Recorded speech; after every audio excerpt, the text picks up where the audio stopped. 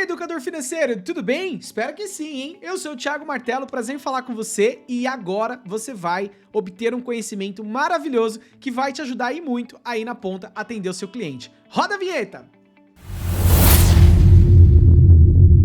Bem-vindo ao grupo de network da Martelo com foco em empreendedorismo na área de educação financeira. Esse é o intuito, é isso aí, a gente aprender juntos. A gente sempre traz um tema que vai te ajudar aí na ponta a performar melhor, a se aprimorar, levar mais conhecimento, atualidades para o seu cliente, para o seu aluno, para o seu mentorado, tá certo? Esse é o intuito aqui desse grupo. Espero que você curta, se aconchega aí na cadeira para o nosso bate-papo de hoje, fechado?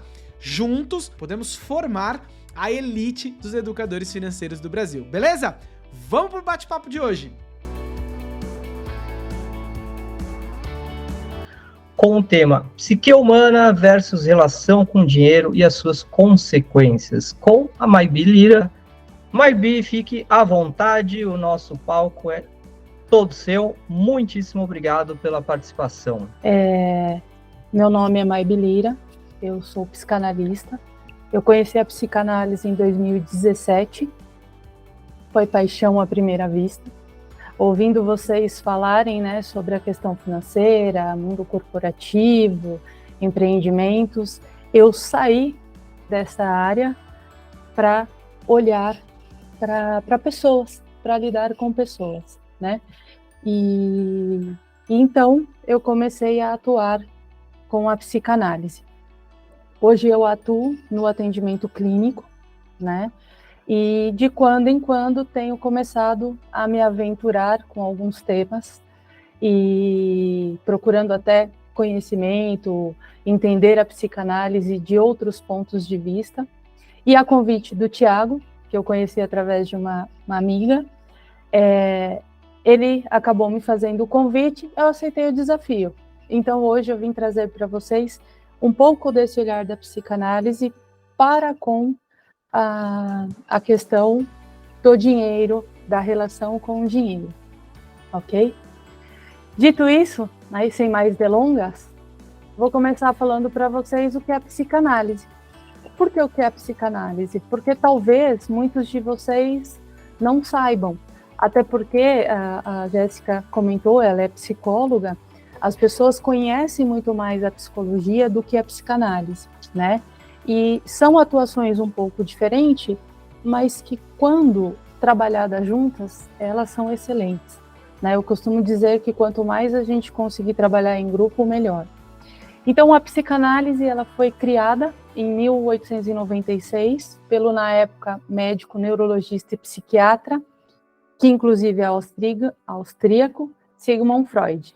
Acho que vocês já ouviram falar a famosa frase, né? Freud explica. É por aí mesmo, viu? Tem muita coisa que ele explica. A psicanálise é um campo clínico de investigação de processos mentais, leva em consideração forças do inconsciente, influenciando no consciente do indivíduo. Ou seja, quando Freud começou a trabalhar com seus pacientes, além dessa parte da medicina, ele começou a perceber que tinha algo além disso.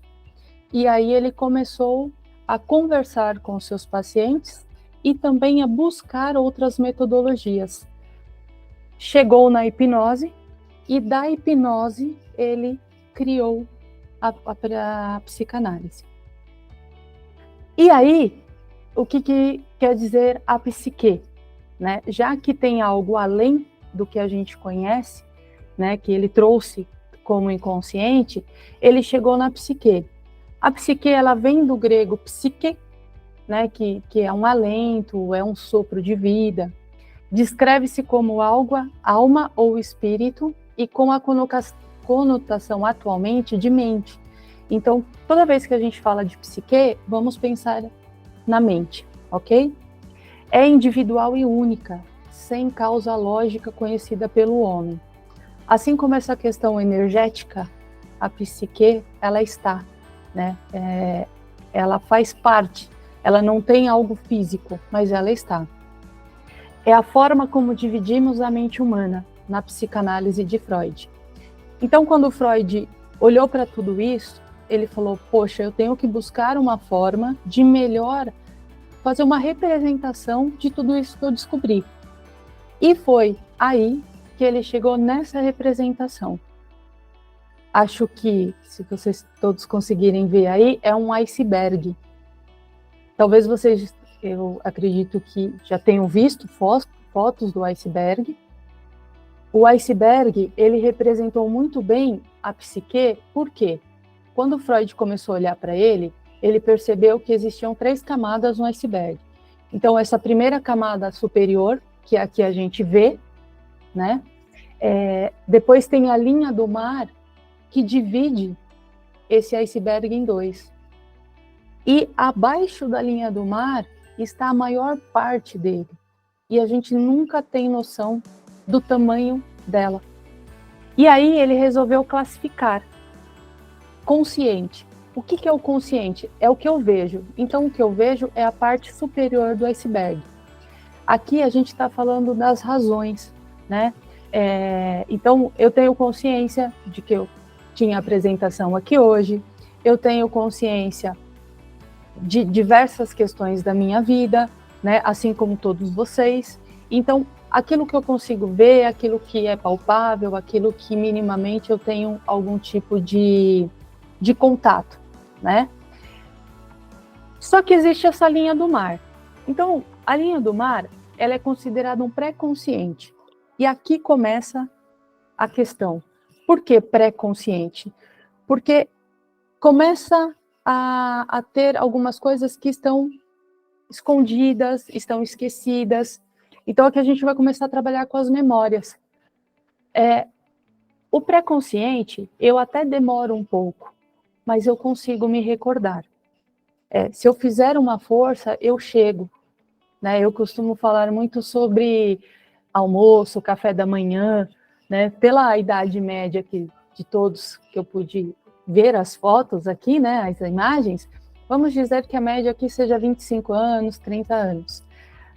A gente tomou muito café da manhã, tivemos muito almoços, mas provavelmente vamos lembrar de muito poucos. Talvez um ou outro que foi alguma comemoração, algo que foi marcante porque aconteceu alguma coisa, né? Mas se é algo mais recente, eu demoro um pouquinho, mais lembro. Só que isso que não é tão recente e que eu já vivenciei, aonde está? No inconsciente. Então, é essa parte maior do iceberg, é o que está recalcado e reprimido. Ou seja, se a parte maior do iceberg, ela não é vista, ela é inconsciente, e eu trazer isso para a psique humana, por essa definição, por essa representação, eu entendo que os seres humanos, eles são guiados muito mais por aquilo que eles não enxergam, não se lembram, do que aquilo que eles acham que eles sabem. Ou seja, conscientemente, eu sei quem eu sou. Conscientemente, eu não me conheço tão profundamente assim. E é aqui que Freud começa a atuar. E ainda nessa representação do iceberg, ele diz que o inconsciente, que está abaixo da linha do mar, ele vai falar sobre impulsos e desejos. Já ouviram aquelas frases de algumas pessoas que falam assim, poxa, eu estava indo tão bem no meu regime e de repente desandou. Poxa, mas eu estava fazendo tão bem a minha atividade física, desandou. Poxa, eu estava indo tão bem lá no meu trabalho, começando a guardar dinheiro, de repente o cartão de crédito apareceu na minha mão e eu gastei tudo. Por quê? Porque está inconscientizado, porque tem algo que ele ainda não chegou e que ele precisa dar esses passos para conseguir entender. Então, existe um impulso, existe o desejo, e só se percebe depois que fez, e não consegue reconhecer ainda, tá? Por outro lado, essas frases que eu disse a vocês, elas vão para onde? Para o consciente. Porque se eu fiz e percebi que eu fiz, eu vou entrar em culpa. Caramba, por que eu de novo gastei o cartão de crédito? Porque eu de novo comprei aquilo que eu não precisava. Por que eu gastei de uma forma totalmente incoerente com a minha realidade? Porque a minha consciência, ela me mostra que eu cheguei nesse equívoco, vamos colocar essa palavra. E aí, ela vem como culpa. E eu começo a conflitar. E esses conflitos, eles me deixam numa gangorra de sentimentos. Então, eu posso entrar em angústia, eu posso entrar em medo, eu posso entrar em dores. E eu vou trabalhando esses sentimentos. Como? Através do meu ego. E o que é o ego, gente? O ego é o que vai passar por todo o iceberg. Então, ele cruza o iceberg de cima a baixo. Ele passa pelo consciente, pelo pré-consciente, pelo inconsciente. Ele age nos desejos e nos impulsos. E também age nessa censura, nessa parte da moral. E ali, ele decide. Só que assim, se eu minimamente entendo que eu sou assim, ou seja, que eu sou muito mais impulsos e desejos do que a minha consciência, eu começo a me perceber de uma forma melhor. Quando eu não faço isso, eu vou só para repetição. Eu só vou fazendo. E aí, a culpa vem, e aí eu reprimo a culpa de novo e caio na repetição. Então, eu fico nessa roda gigante. Para falar especificamente da questão do dinheiro, certo? Então, essa estruturação da psique e a relação com o dinheiro, além de mostrar mais para vocês como a psique funciona, porque isso, inclusive, vai talvez auxiliá-los futuramente, quando vocês se depararem com alguns clientes de vocês, né, que são mais gastadores, são menos gastadores, enfim, eu preciso também citar que a infância, ela vai ditar também a relação da pessoa com o dinheiro. Como assim, Mai? Freud olha e diz que mais ou menos lá nos 3 anos é quando começa o desfraude das crianças. Quem já é mãe, pai aqui, talvez vá se recordar disso, né? Um pouco mais, um pouco menos, né? Então vamos colocar uma variação aí mais ou menos de 2 a 4 anos, de 2,5 a 3,5, essa é a média para acontecer o desfraude. É nesse momento que a criança ela tem uma relação mais forte com o esfíncter. O que é o esfíncter? É a glândula biológica que ela retém ou ela solta o cocô. Então a criança ela tá lá, ela prende, ela solta, ela prende, ela solta, ela prende, ela solta. A mãe faz o quê? Vai levar para o piniquinho, né? Vai levar para a privada. E ali, normalmente, tem sempre uma pessoa. A gente fala mãe, porque normalmente é a mãe ou uma figura materna, mas pode ser um pai, pode ser uma avó, um avô, que junto da criança, ela faz o quê? Ela vai nesse olhar, ela começa a trabalhar o relacionamento com a criança. Então, se é um local onde a criança encontra tranquilidade, paciência, orientação, é um lugar satisfatoriamente bom para a criança, ou seja, diferente de um lugar insalubre, de um meio onde a pessoa não tem a paciência e só grita e só briga com a criança e tudo está errado, tudo isso vai interferir nesse movimento com o esfíncter. Então, a criança ela pode ter a gratificação ou desprazer. Então, ou ela sente prazer ou ela sente desprazer, com o reter ou soltar as fezes. E nesse momento, existe ali uma fixação, porque existe um trauma, ou um trauma positivo ou um trauma negativo, que vai levar ele para essa relação com o dinheiro. Então, se a criança entende que reter o cocô é melhor, até porque ele começa a controlar, a mãe acaba ficando mais tempo com ele. Se é uma mãe que é mais ausente, ele controla o movimento dela, ele manipula, né? Já viu aquelas mães? Vai, meu filho, faz logo o cocô, e a criança tá lá, começa, corta o cocô no meio, aí segura, e vai. Tudo isso vai levar ele para uma gratificação no controle, e ele passa a ser uma pessoa mais controladora futuramente. Quando ela é ela tem o prazer no descontrole, então, na hora de soltar, de liberar as fezes, ela entende que tudo na vida ela vai liberar também. Então, para que dinheiro? Vamos abrir a mão, vamos gastar, vamos, né? Vamos usufruir. Freud chegou a isso. E não dá para a gente abrir mão quando a gente está no campo da psicanálise, tá, gente? Então, vocês que vão trabalhar com isso, ou já trabalham com isso, ou têm o cliente de vocês, entendam que às vezes está lá na infância o problema do hoje com o dinheiro, e não necessariamente no hoje. Ele até quer, já está na consciência que para ele seria mais saudável a mudança, só que pode ter coisas aí que prejudiquem para ele chegar nisso. E aí, dito tudo isso, a gente ainda vem para uma vida adulta, então passou lá pela infância.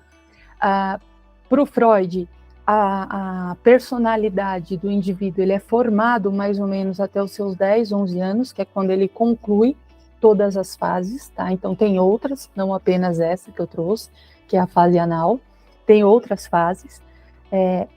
E aí, depois disso, repetições, né? Porque a criança foi experimentando tantas coisas que ela foi reprimindo algumas e foi liberando outras. Nesse movimento social, né, e psíquico, o adulto, o jovem, enfim, ele começa a olhar para o dinheiro com algumas questões sociais. Então, por vezes, ele pode entender que a forma de lidar com o dinheiro vai trazer segurança ou insegurança. E aí, quando a gente olha para o indivíduo, isso está relacionado a quê? Provavelmente a faltas, a necessidades, a frustrações que ele teve lá na infância. Só que quando eu falo de falta, gente, eu não falo só da falta do que ele não teve. No sentido de faltou comida, faltou roupa, faltou um teto bacana, né, minimamente confortável. Não. Aqui também a gente está falando da falta da falta. O que seria a falta da falta, Mai? O contrário. Aquele que tinha pouco e aquele que teve muito. Então, como ele teve tudo, ele nunca sentiu falta de nada, porque tudo ele tinha. E aqui a gente pode ter muitas pessoas do tipo, eu ganhava tênis, quantos? 10. Eu queria uma bicicleta, eu ganhava. Eu queria trocar a bicicleta, depois de 2 dias o meu pai me dava. Tudo vai para essa substituição. Então, tanto a falta quanto esse excesso em ter vai trazer tanto segurança quanto insegurança. Por quê? Porque se eu tinha tudo e o primeiro não que eu recebo, isso me leva para a insegurança, e aí eu não sei lidar. E isso pode refletir, por exemplo, se tem um responsável na família para a questão financeira, e aí essa pessoa falece. Pronto, deu ruim, porque mais ninguém vai saber lidar com a questão financeira da família, e isso pode levar a problemas mais sérios. A parte social, ela também leva a questões de relacionamentos e conquistas quando a gente fala do dinheiro, né? Então, com dinheiro eu posso comprar uma casa, eu posso comprar um carro, eu posso viajar, eu posso dar presentes, eu posso melhorar a minha rede de relacionamentos, porque agora eu melhorei aonde eu vou, com quem eu ando. E tudo isso também, quando a gente olha para a psique, ela vai trazer reflexos. Por quê? Porque às vezes a pessoa, ela foca no social, e a sociedade hoje em dia ela busca isso, né? Ela pede isso do indivíduo, e ele se perde dele mesmo. Então ele se preocupa com o ter e esquece de ser. E aí? E aí às vezes ele nem vive. Às vezes ele até tem dinheiro, mas não sabe usufruir. Às vezes ele tem dinheiro e não sabe o que ele faz com o dinheiro. E às vezes ele deixa de ter dinheiro porque ele está preocupado mais em agradar o outro do que, de repente, a si mesmo. Então, tem várias formas de olhar para isso, tá? Satisfações pessoais. E aqui, de novo, a gente vai voltar na questão que eu expliquei para vocês da fase anal, né? O que o dinheiro me traz de satisfação? E isso é uma pergunta talvez muito importante para vocês que trabalham, né, e que querem trabalhar com essa educação financeira, fazer ao cliente de vocês. E por vezes até para você mesmo, né? Por que eu quero esse dinheiro? Que satisfação eu estou buscando? Eu quero realmente ter um controle, eu quero me descontrolar, eu quero ter um conflito mais equilibrado para conseguir decidir de forma mais saudável. E eu gosto muito de usar a palavra saudável, gente, porque quando a gente fala de certo e errado, para a psicanálise, isso cai por terra. Claro, não estou falando de regras nem de lei, isso é fato, né? Tanto é que eu sei que se eu roubar e alguém me pegar, posso ser presa, fato. Mas, por exemplo, se a pessoa ela tem o desejo de roubar, é o que ela vai fazer com isso. E aí a gente volta lá para a pessoa, de repente, que tinha pouco dinheiro. Ela pode até querer entrar para contrabando, crimes, enfim. Só que ela entende que aquilo talvez não vai ser saudável. E ela procura meios de chegar à satisfação do dinheiro de uma forma mais saudável para ela. Mas não anula o desejo que ela teve lá atrás.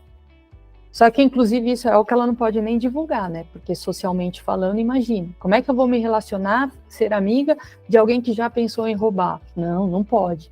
Né? Então, quando a gente olha por esse ângulo, a gente tem que ter alguns cuidados, tá? E a mesma coisa, né? O tio Patinhas nadava em dinheiro. Ele gastava com coisas que trouxessem satisfação? Não. A satisfação dele estava só no ter, tá? E aí, novamente, o ter e o ser. Status e poder. Gente, o dinheiro traz isso. As pessoas acham que ter dinheiro é poder mandar nos outros. É ser reconhecido pelo outro. É ser respeitado pelo outro. Então, quando ele olha o dinheiro como poder, ele está olhando para si. Só que, por vezes, ele não consegue reconhecer isso e ele nem entende isso. Que o que ele está querendo ali é apenas ser acolhido. Porque talvez ele não foi lá atrás, porque ele não tinha. E agora, como ele tem, ele vai ser reconhecido. E esses ciclos, eles vão acontecendo. E aqui, gente, eu trouxe alguns exemplos que essa parte social, ou seja, essa cultura que a gente vive, ela pode levar um indivíduo. Ah, Maib, quer dizer que uma coisa é errada, a outra é certa? Não. Não estou aqui para dizer o que é certo, o que é errado. A ideia aqui é deixar claro que tanto um quanto o outro, eles podem ser bons e eles podem ser ruins. Por isso a importância de minimamente se perguntar, se questionar, se olhar. E aí, quando você está levando isso para o seu cliente, talvez vai chegar um momento do trabalho de vocês que alguma coisa vai começar a emperrar. Poxa, mas a gente está vendo também? Se você começar a fazer o caminho inverso, isso pode ajudar, tá? E de todas as formas terão consequências. Poxa, ter dinheiro e não ter dinheiro vai ter consequências? Sim, porque a relação que você tem com o dinheiro, ela pode te levar para problemas pessoais, interpessoais, separações de casais, filhos que deixam de falar com os pais ou deixam de falar entre eles, os irmãos, por conta de questão financeira, ou às vezes até de uma forma fantasiosa. Dependências químicas, a pessoa desloca as questões que ela está tendo por um problema com o dinheiro para um alcoolismo, para um vício de qualquer outra dependência química, o próprio tabagismo, o sexo, porque eu preciso descarregar os meus impulsos. E aí, se eu tenho dinheiro, eu saio gastando, posso cair na esbórnia, posso cair nas drogas, mas eu tô pagando tudo, a vida é minha. Mas o que está causando o ter o dinheiro? Outra coisa é, poxa, eu não tenho dinheiro para trazer para o meu filho em casa, para de repente comprar um doce para ele. Também pode levar para o vício. É o que a gente chama de deslocamento, né? E aqui eu estou dando só alguns exemplos, tá?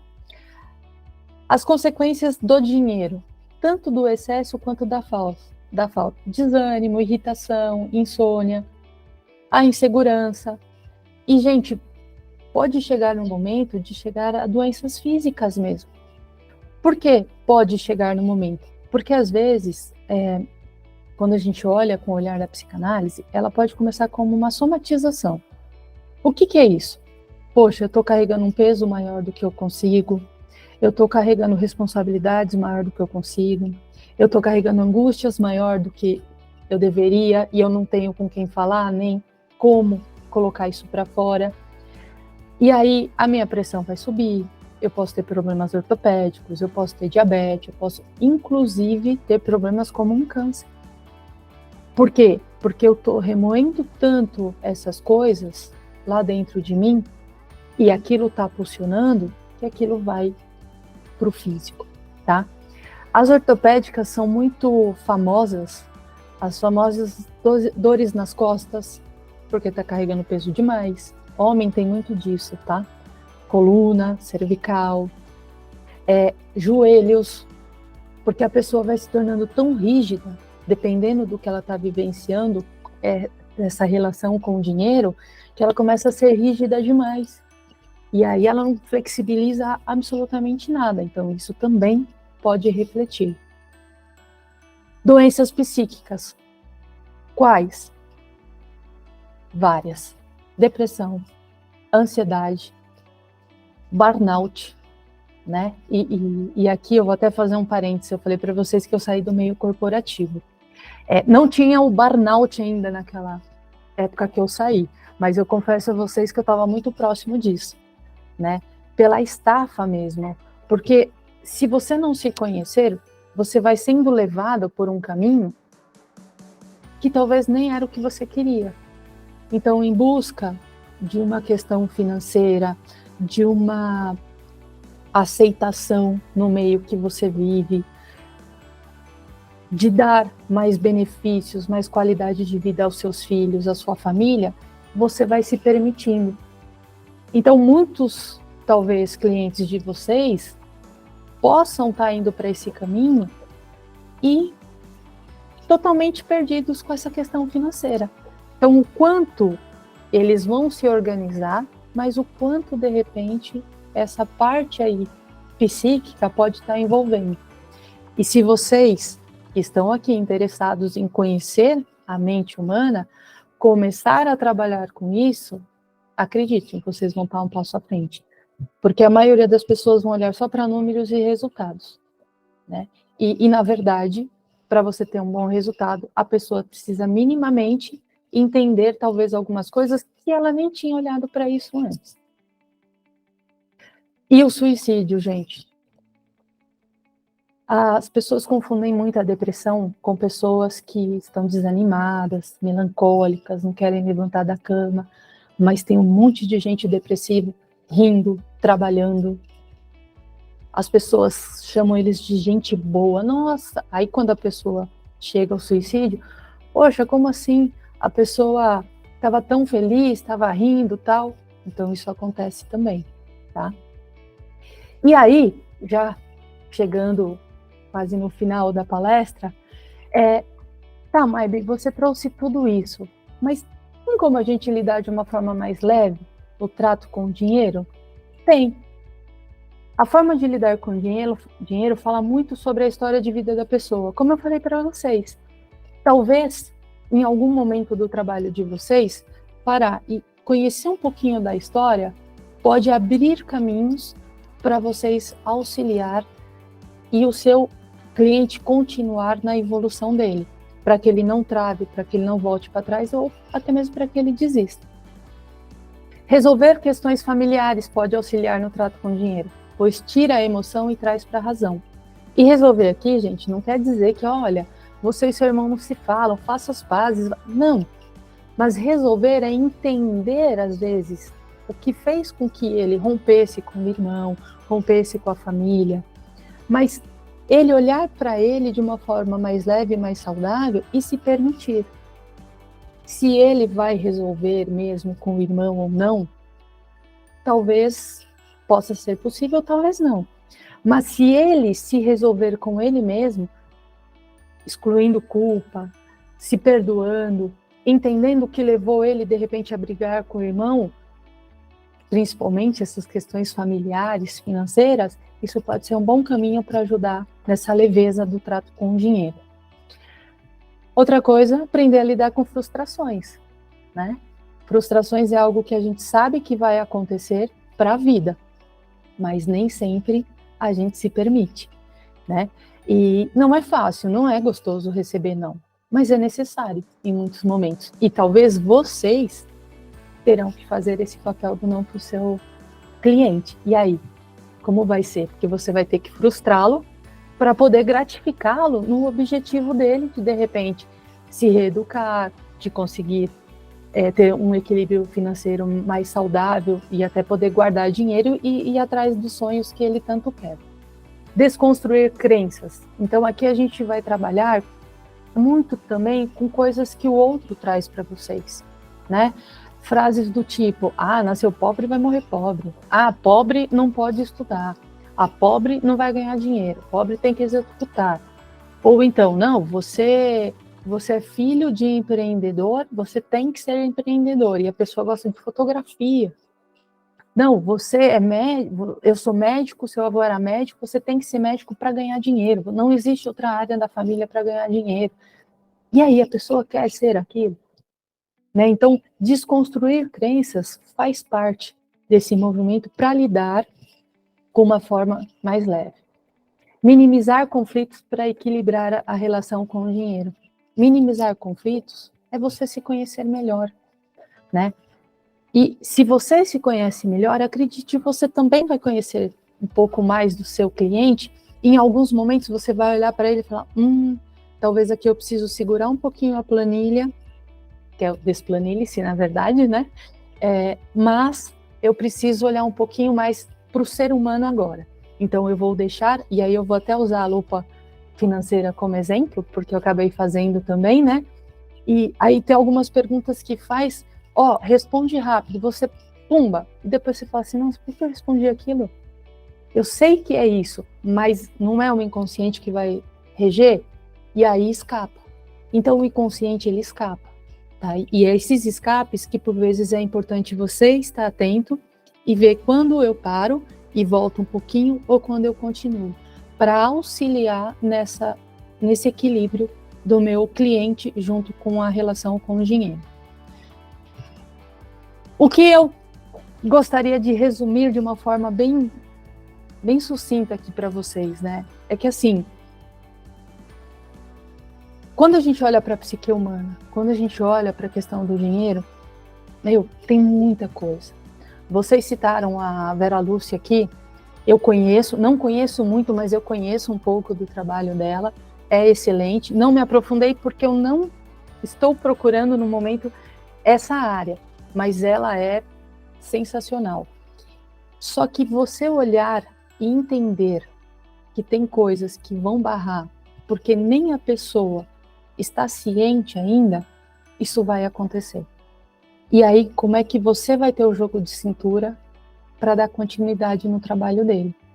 Porque o dinheiro, não necessariamente ele traz a felicidade, mas ele está linkado sim a prazeres, né? E às vezes a felicidade, ela vem de prazeres. Por quê? Porque a felicidade ela é momentânea. Então não existe uma constante, não dá para ser feliz o tempo todo, não dá para ser gratificado o tempo todo. E aí, como é que eu lido? Ou eu tenho um excesso de frustração, ou eu tenho pouca frustração.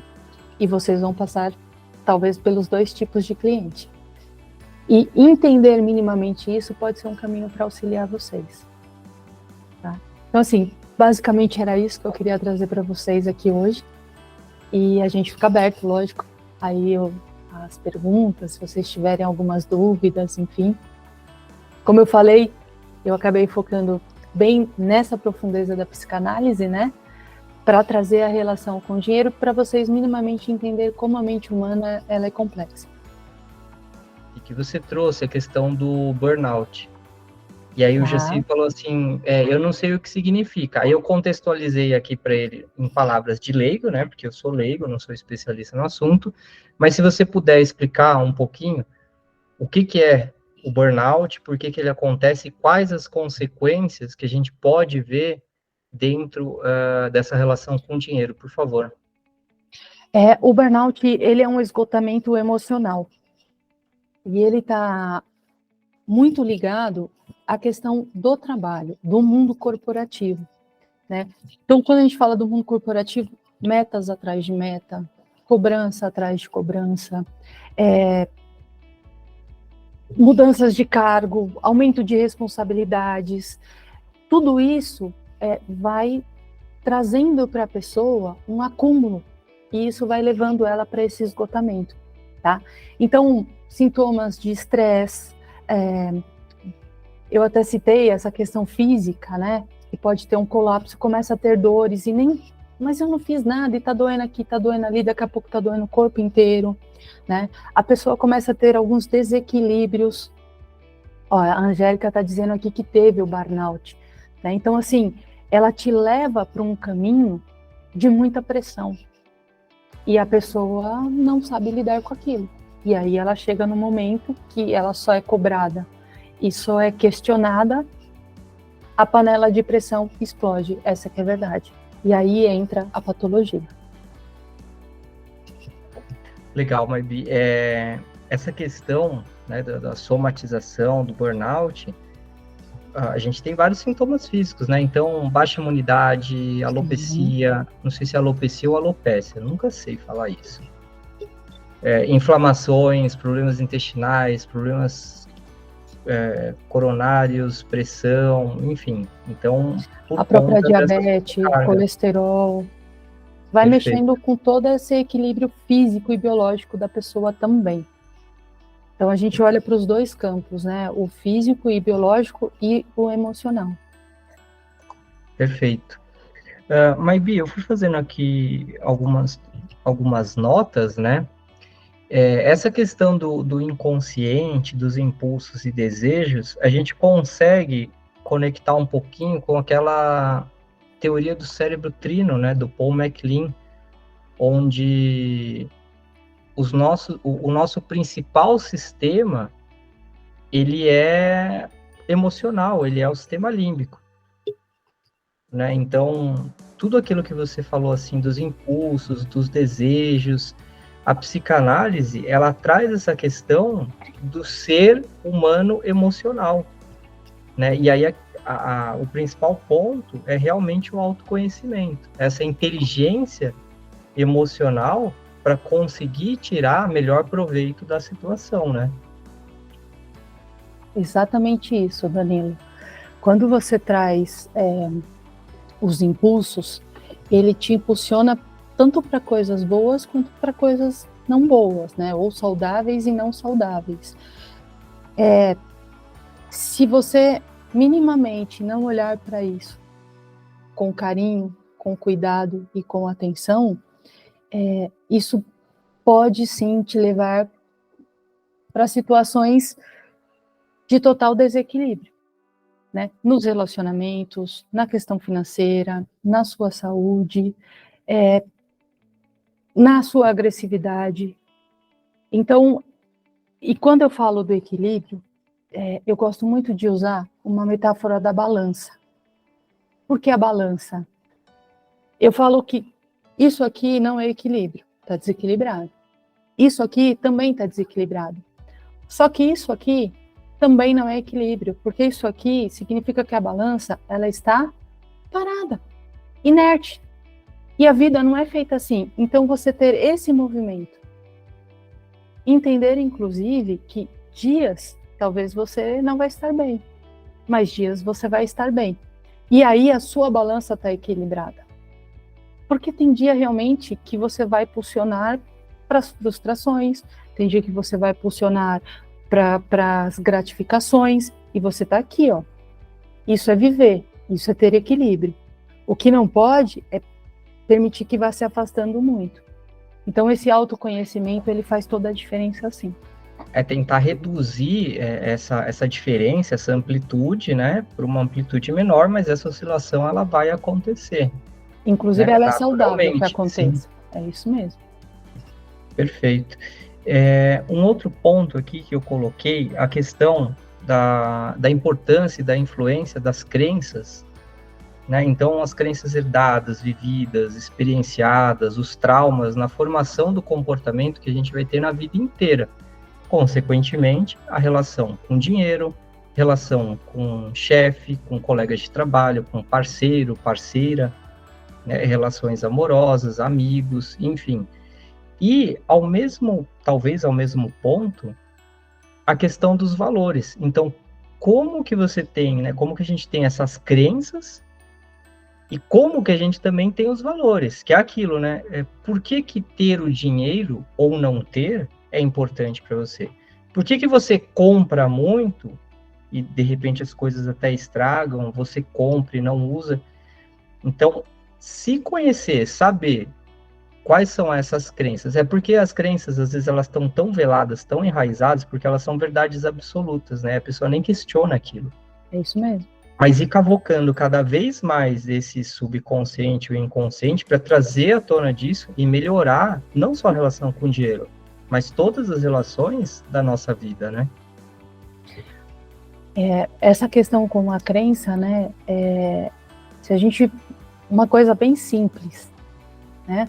Mas se a gente for olhar o suco com manga, o suco de manga com leite, né? Manga com leite. Alguns anos atrás, jamais, né? E hoje, essa crença caiu por terra. Só que enquanto alguém não questiona, né? E aí pode acontecer nas famílias, vai passando de geração para geração. Porque meu avô era, porque meu pai era, porque eu sou. E aí, mas alguém vai precisar romper, talvez.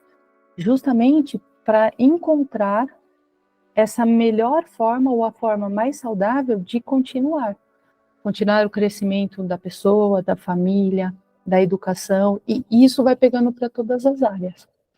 E o que é legal das crenças, né, até mesmo desses traumas, é que em um determinado momento, em uma determinada situação, aquilo pode ser muito benéfico, né, e realmente trazer resultados positivos. Sim. E a mesma coisa, em outro momento, em outro contexto, em outra época, pode ser extremamente prejudicial. Então, conhecer e se situar, né, colocar dentro de um contexto, também é importante. Eu sempre dou o exemplo, né, essa questão de crenças, quando eu vou falar sobre comportamento, com pouco que eu sei, mas de não passar embaixo de escada. Né? Dá azar. Aí eu peço para o pessoal fazer um exercício. A escada está montada. Se tem uma escada, o que muito provavelmente está acontecendo? Tem alguém lá em cima que está fazendo alguma coisa. Cara, você vai passar embaixo? Você vai passar embaixo, pode cair alguma coisa na sua cabeça, né? Enfim, N coisas podem acontecer. Então, a crença, ela tem sim um embasamento, um porquê, mas ela precisa ser, como você falou, desafiada. Né? Aquilo faz sentido para aquele contexto, para aquele momento? Muitas vezes não. Outras vezes sim. E aí a gente cai no certo e errado, né, nas consequências. E você tocou num ponto muito legal. O certo e errado, ele é um julgamento de valor. É isso mesmo. É certo ou errado com o meu ponto de vista. Então, é um julgamento de valor. Então, gente, uma coisa que é muito, muito legal, assim, reforçar, e sempre que eu tenho oportunidade, eu falo isso. Não existe certo e errado. Existe comportamento, decisão, ação e consequência. Só. Decisão, ação e consequência. Não tem certo e errado. A partir do momento que você tem um comportamento, uma decisão, uma ação, você vai ter uma consequência. Pode ser boa, ruim, pode ser legal, pode ser chata, enfim. Mas certo e errado é um julgo de valor. E sempre que você decide por algo, né, Danilo, você vai ter rompimentos. de alguma forma, porque Sim, você pode abrir mão de algo em prol de outro. sim. E tudo isso vai te levar para decisões, como você colocou. Então, assim, se você não sabe se você gosta mais do lado direito ou do esquerdo, como é que você vai decidir por um dos lados? Sim. Essa questão dos rompimentos, Maybe, vamos fazer um paralelo aqui, né, com o pessoal do mercado financeiro, educadores, planejadores, todo mundo que está aqui, né, que a maioria é entusiasta e atua, né, já são profissionais, a gente chama de custo de oportunidade.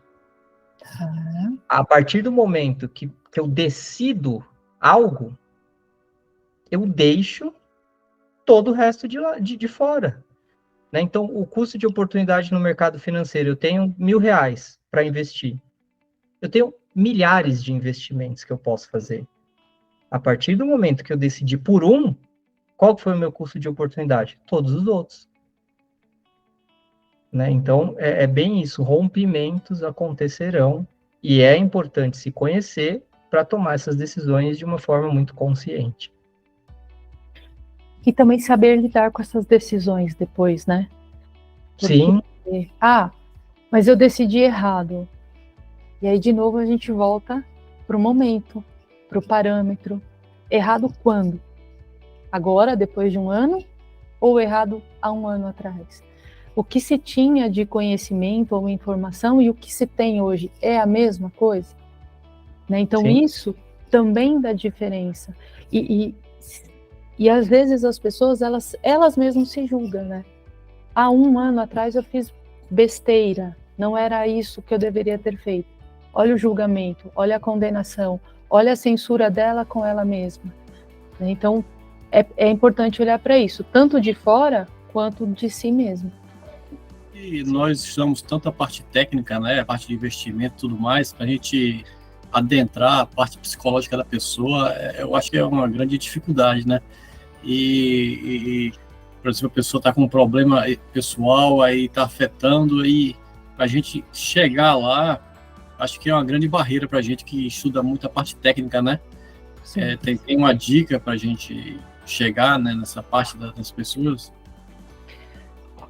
Olha, Jaci, na verdade, assim, você sentir, o que também não é fácil, né? Mas assim, você sentir o momento que você está com o seu cliente. Porque às vezes, se o cliente está falando muito, eu sugiro que você deixe ele falar. Porque às vezes ele precisa de um ouvido. E aí, se ele está com muita neurose, ele precisa baixar essa neurose. Então, se ele está falando muito e de repente nem é tanto o assunto, isso pode de repente até te levar para uma segunda reunião com ele, uma terceira reunião, né? E a gente sabe que tempo também, né, é dinheiro, vocês também têm um compromisso de vocês, mas pode ser o diferencial. E agora, se ele está muito fechado, aí talvez duas perguntas. Se você percebe que ele não vai abrir, é porque ele está com muita resistência, né? O que você pode, de repente, é tentar algum assunto comum com ele, para ver se ele foge do problema dele e, de repente, até do trabalho que você precisa, para ver se ele consegue sair daquele movimento e dar uma aliviada. Porque, às vezes, ele não vai te trazer o problema. Mas se você descobrir o que a gente chama de um rapport, né, algum assunto em comum que tire ele desse movimento mais fechado e traga uma leveza, você consegue entrar melhor na conversa com ele. Então, assim, de bate-pronto, são dois caminhos que talvez possa te auxiliar aí no trato com eles. Maybe, eu gostaria de te fazer um pedido, né, baseado aí na dúvida do Jaci. Tá. Como identificar, né, quais são os sinais e o que a gente precisa ficar atento para realmente identificar que essa pessoa está com um problema que está afetando muito, mas muito, né, e está interferindo nos resultados do processo. E nesse caso, beleza, fiquei atento, vi esses sinais, identifiquei que tem alguma questão a mais ali. o que fazer para conseguir aumentar a chance de sucesso na minha atuação como educador financeiro. Eu costumo dizer, Danilo, que o corpo ele vai dando sinais. Então, você observar o corpo da pessoa, se ela está muito fechada, né? Às vezes o braço fechado, às vezes as pernas cruzadas, às vezes a fisionomia mais fechada. Para romper isso, fica mais difícil. Então, o que você vai poder usar ali? Se é um cliente, num primeiro contato, tem que entender se ele foi de livre e espontânea vontade ou não, né? Se é um cliente que já tem um tempo, talvez você até tenha um pouquinho mais de liberação. E aí, o que acontece? Se você já tem um pouquinho mais de contato com a pessoa, você pode, às vezes, até fazer uma pergunta mais pessoal. Olha, poxa, eu tenho percebido, hoje parece que você está um pouco mais sério, né? Tá acontecendo algo, tá tudo bem? Como é que você está? Não, eu tô bem. Tá mesmo, né? Tem certeza? Aconteceu alguma outra coisa? E aí você começa a entrar. É muito delicado, porque vai depender se você já tem uma certa liberdade ou não. E eu posso dizer para vocês que mesmo na clínica, por vezes, a gente tenta entrar no assunto e a pessoa foge, porque ela está em resistência. Mas o que eu digo assim, não desista, né? Vai sentindo, se a pergunta teve uma resposta positiva, continua. Se a pergunta teve uma resposta reativa, talvez é o momento de você também ficar mais no profissional e de repente não entrar tanto em perguntas. São caminhos. Agora, o que eu gosto de trabalhar com as pessoas é entender as representações. Então, no caso de vocês, como ele enxerga o dinheiro, qual o significante, o que significa dinheiro para você? O que significa aplicações para você? O que significa valores, família? Talvez isso possa fazer ele ir quebrando. Então, trabalhar alguns significantes pode auxiliar também. Vamos colocar assim, então eu fico de olho no não verbal, né, vejo ali a postura, os sinais e também essa questão dos significados, símbolos, conseguir identificar algo que está impactando o meu processo e os meus resultados. Isso. E aí, o que eu faço?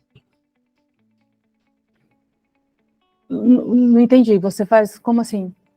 O que eu devo fazer? Eu encaminho, por exemplo, assim, cara, procura vamos fazer um trabalho em conjunto com um psicólogo, com um psicanalista, você precisa de é ideal, né? Estou identificando aqui que talvez seja ideal o acompanhamento com um especialista nessa área, mais comportamental.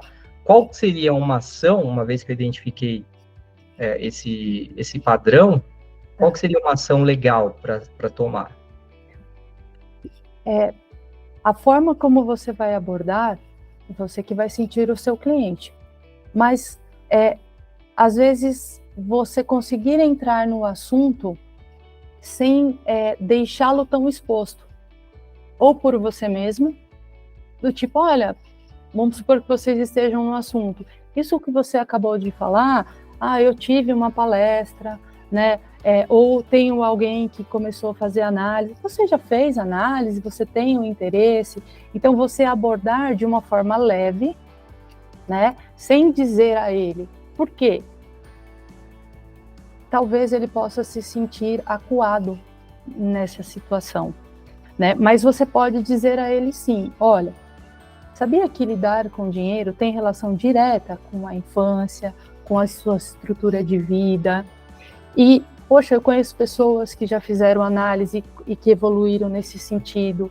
Então, aí é com você, se você vai entrar direto, vai fazer, ou se você vai dar sinais a ele que talvez para ele seja importante procurar uma ajuda. E aí, psicologia, psicanálise, depende de cada um. Eles vão procurar e vão ficar à vontade para ver se ele quer mexer só no comportamento ou se ele quer se aprofundar um pouco mais aí na infância. Perfeito. No inconsciente.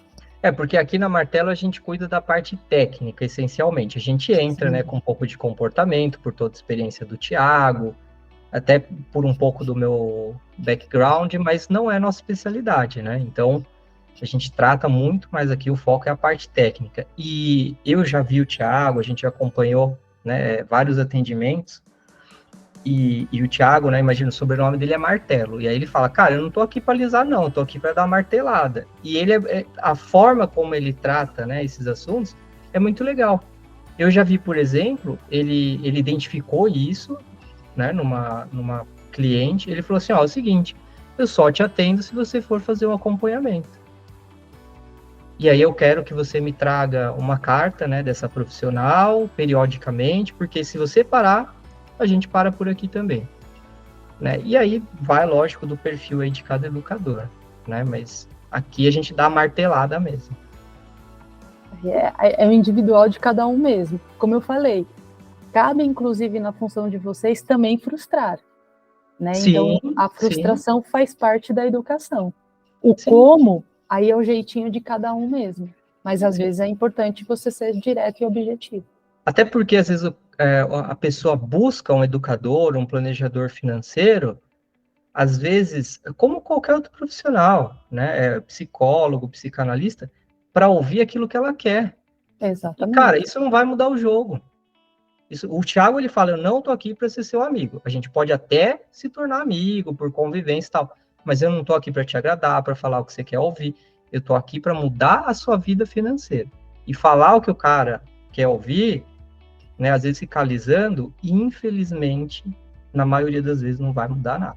Então, só quero complementar quando a pessoa tem muito, a gente percebe que a pessoa tem muito valor de status, ela está endividada, ela continua endividada e a gente não consegue mostrar para ela o problema que ela está criando e não conseguir sair desse endividamento justamente pelo valor de status. Acredito até que indicaria, né, um psicólogo, que seria o que você me diz a respeito.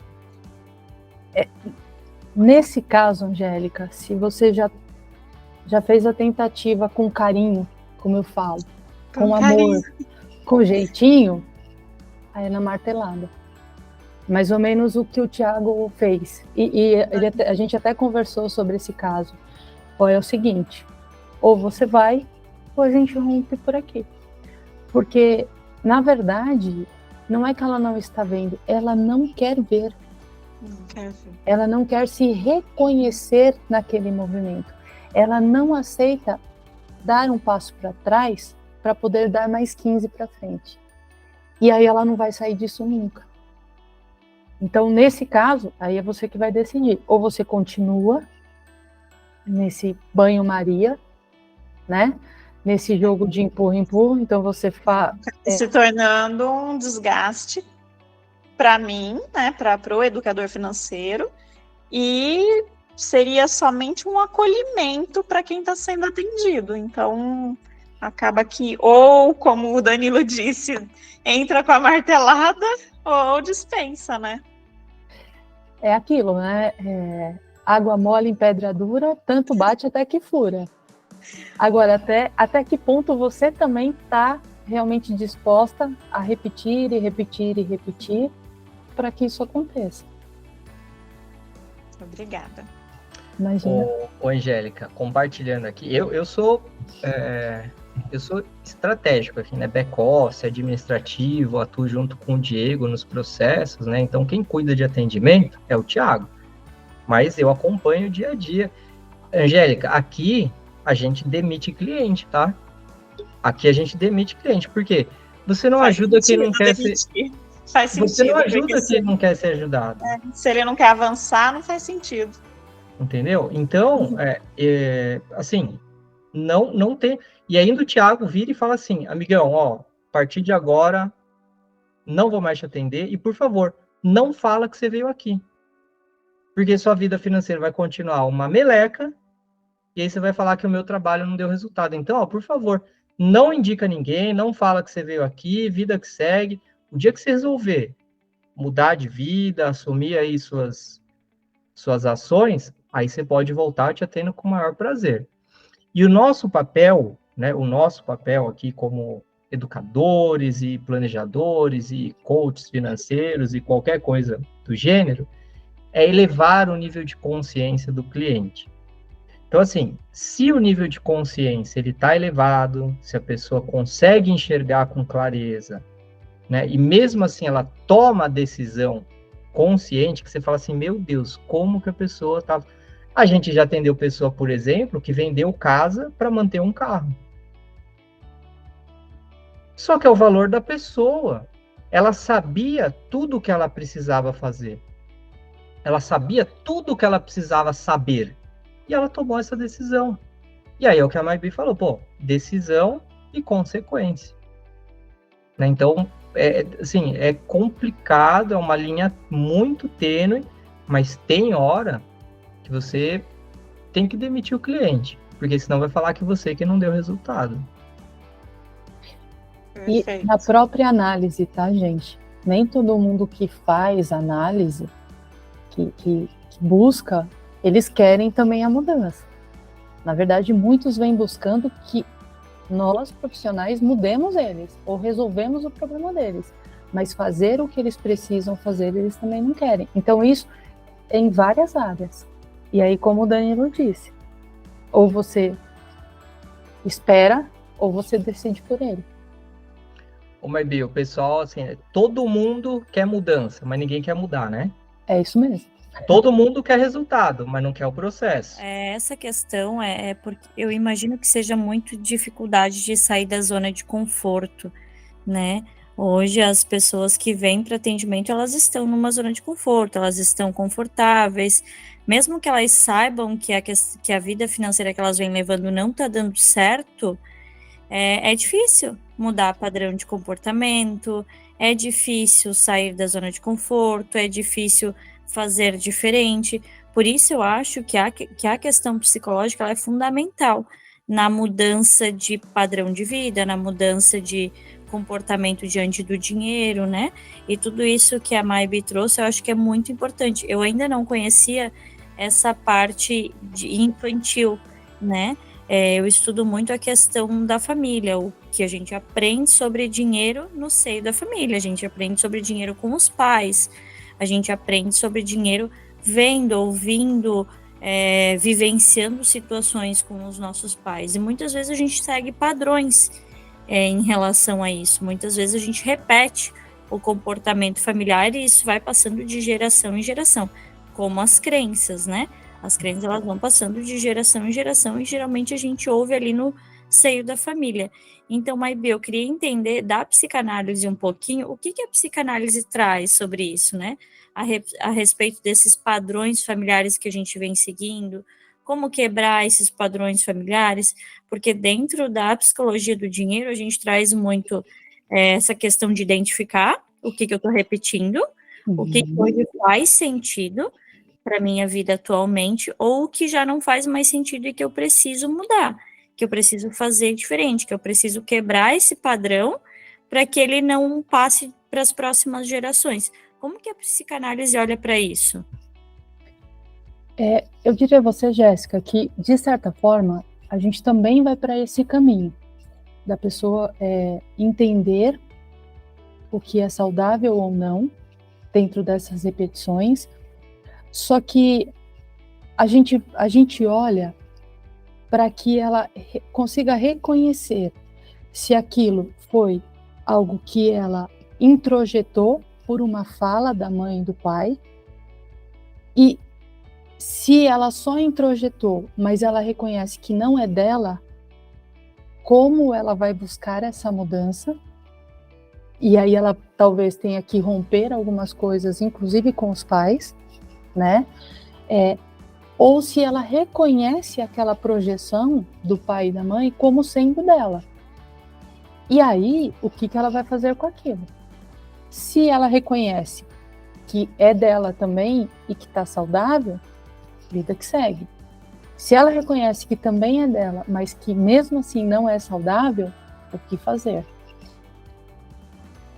Nesse como fazer, a gente não vai entrar em sugestões. A gente vai trabalhar com reflexões. Justamente para que ela se encontre com ela mesma, para que ela não tome mais projeções para si. Ah, então agora eu fazia como a minha mãe, eu deixo de fazer como a minha mãe, eu vou fazer como a Maybe, por exemplo. Não, né? Quem são as pessoas que você pode conversar? Que rede de apoio que você sente que é confiável, que você possa trocar essa conversa, ideia? E aí, buscando informações para que ela entenda, olha, isso que a Jéssica falou, eu compreendo e acho que é bacana, então eu vou tomar para mim. O que o Danilo falou também é legal, eu vou ficar. Isso que a Maybe falou não, e aí ela vai decidindo por ela mesma. Mas o caminho é esse, é a investigação, né? E também trazendo ela para essa percepção de mudanças. É só fazer uma observação, né, para ver se a Maybe concorda. Eu sou um entusiasta também de Freud, né? Não sou especialista igual vocês, né? Mas gosto muito da área, né? Um dos mecanismos de defesa, né, que o Freud fala é sobre a formação reativa, né? Quando a pessoa, ela, no caso que a gente está falando de pessoas endividadas, por exemplo, né? Ela está tão endividada, né? E ela não quer tocar naquele assunto, porque aquilo vai trazer uma frustração, aquilo vai trazer algo muito ruim para ela, um sentimento muito ruim, né? Então ela utiliza desse mecanismo de defesa, e aí começa a esbanjar, né? Falar que tem dinheiro, postar nas redes sociais, que tá bem, né? Então, seria até uma dica, né, para os educadores financeiros, né, no caso, estudarem um pouco sobre esse mecanismo de defesa, né, essa formação reativa, sim, né? Você acha que isso seria um bom conselho para eles, né, no caso? Porque aí ele consegue ver se o cara ele tá tão extremo assim, é porque ele está tentando, né, esconder alguma coisa que está frustrando ele, né? Muito bem lembrado, Diego. Os mecanismos de defesa, por mais que ele tenha esse nome como mecanismo de defesa, ele nem sempre defende. Às vezes ele leva a pessoa para uma autossabotagem, uma autopunição, para um movimento autodestrutivo. Então, no caso, por exemplo, que a Angélica trouxe dessa cliente dela, não está defendendo. Dentro dessa formação reativa que o Diego trouxe, ela está se prejudicando, essa que é a verdade.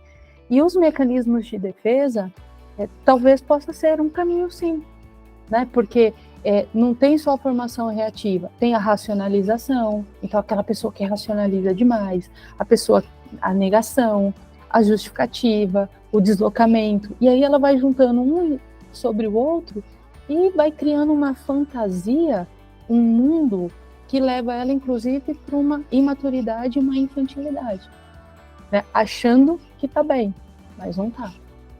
E a conta pode ficar maior lá na frente, de todas as formas, né? Financeira e psíquica. Bem legal, obrigado. Obrigada a você, Diego. Chegando ao fim de mais um dos nossos encontros, espero que você tenha curtido. O que você achou? Comenta com a gente, escreve aí, dá seu depoimento, pode mandar textão, não tem problema nenhum, a gente lê tudo, tá?